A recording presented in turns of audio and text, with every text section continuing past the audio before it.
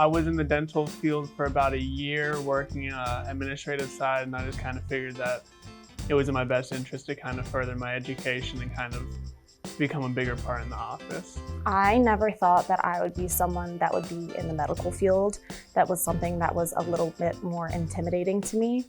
And being in dental assisting and working with the tools and doing everything hands-on here in lab has made everything a little bit more easier. So you get to come into lab every day or every other day, and you get to sit with a mannequin and work with your hands and get right in there. You do everything that you're going to be doing in a dental office hands-on. Right now, a couple of my favorite things are just being able to work with students that are kind of more advanced in the program. They're kind of helping me figure everything out.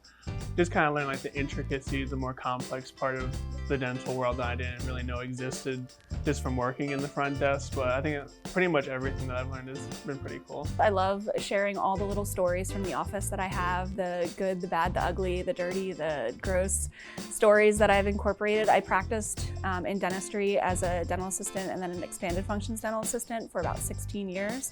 So I have a whole plethora of stories to share with students, and I love sharing those, giving them more of like the in-depth nitty-gritty of what it's actually like to work in the dental field.